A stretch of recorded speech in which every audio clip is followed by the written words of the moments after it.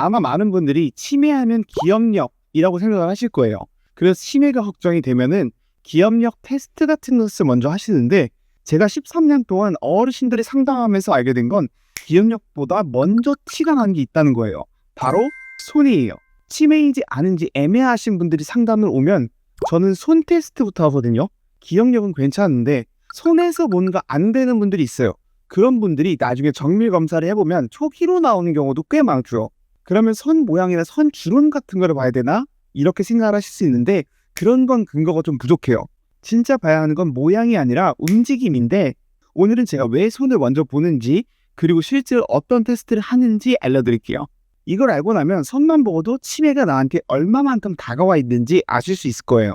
우리 뇌에서 몸한테 움직이라는 신호를 보내면 몸이 움직이는 거잖아요. 근데 뇌에서 손으로 보내는 신호를 담당하는 영역이 생각보다 넓어요. 팔, 다리보다 몸통 전체보다도 손가락 10개한테 보내는 영역이 더 넓어요.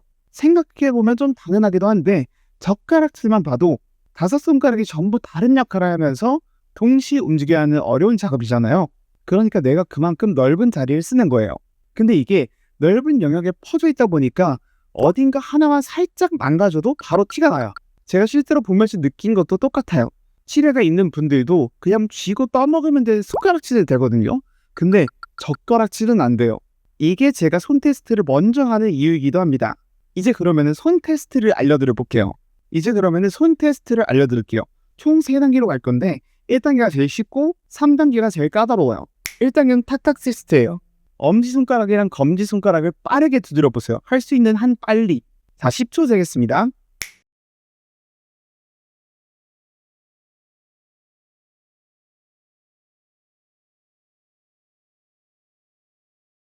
몇 번 치셨어요? 이 테스트에서 봐야 하는 게 2가지거든요.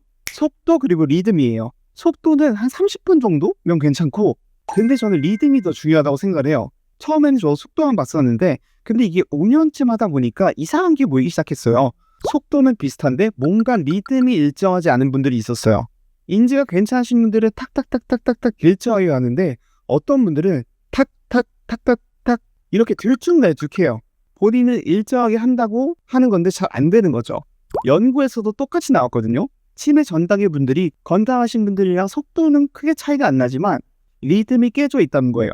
아까 뇌 신호 얘기를 했잖아요. 손가락한테 일정하게 쳐 하고 신호를 보냈는데, 이게 틀어지기 시작하면 신호가 들쭉날쭉해지는 거예요. 그러니까 속도도 중요하지만 리듬이 일정하면 그게 더 괜찮은 거예요. 근데 리듬 자체가 깨지면 그건 조금 생각을 해봐야겠죠. 자, 1단계가 뇌 한 개만 지시한 거라면 이번에는 2개짜리를 해볼 건데요. 제가 양손으로 모양을 만들 건데, 왼손 검지 위에 오른손 검지를 올리고 왼손 중지 위에 오른손 약지를 올리는 거예요. 이렇게 깍지처럼 생겼는데 좀 다르게 생겼어요.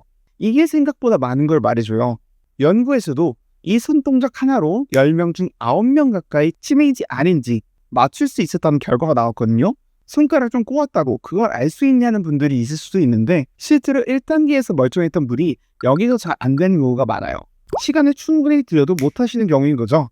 아까는 같은 걸 반복하는 거였어서 내가 한 가지만 하면 됐었는데, 이건 눈으로 본 걸 분석하면서 양손으로 하는 거라 일을 동시에 해야 되는 거거든요. 치매가 시작되면 이 동시에가 안 돼요. 근데 제가 상담을 하면서 좀 긴장이 되는 순간은 이제 말씀드린 3단계인데 1단계도 괜찮고 2단계도 어찌어찌 하시는 분이 3단계에서 무너지는 경우가 있어요. 이때가 이분 병원 치료를 좀 권해봐야겠는데 하는 순간이에요. 세 번째는 1단계, 2단계를 합친 건데, 뇌의 일을 3개 정도 시키는 게 아니라 5개짜리라고 보면 돼요. 우선 영상을 잠깐 멈추고 종이랑 펜을 준비해주세요. 준비가 됐으면 왼손 엄지랑 중지로 종이를 잡고 오른손으로 오각형 3개를 겹쳐서 그려보세요.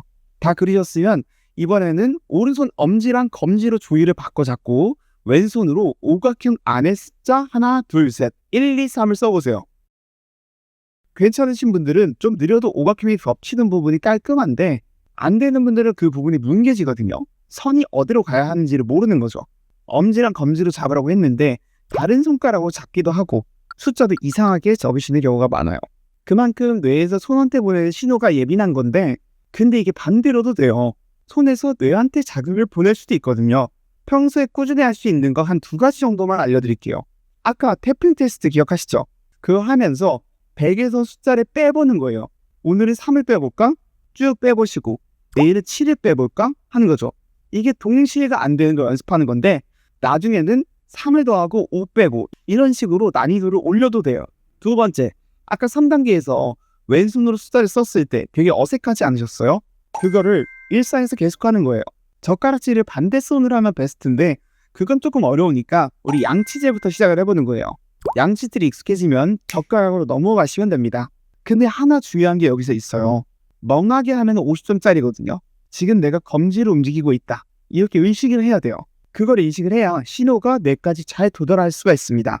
제가 상담을 하면서 제일 아쉬운 순간이 있어요. 본인이 먼저 오시는 경우가 없어요. 대부분 자녀분들이 데리고 오시는데 그때는 이미 좀 지나 있는 경우가 많아요. 그런 면에서 오늘 이 영상을 보고 계신 분들은 이미 한 발 앞서 계신 거라고 보면 돼요.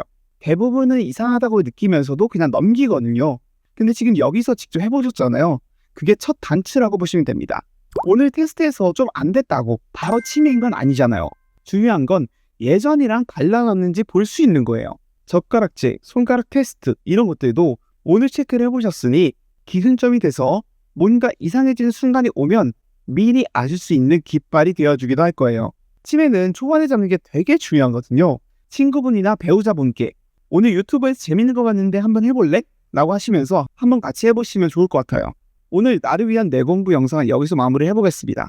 저는 다음 영상에서 더 좋은, 더 도움되는 정보를 가지고 여러분들이 찾아뵙도록 할게요. 감사합니다.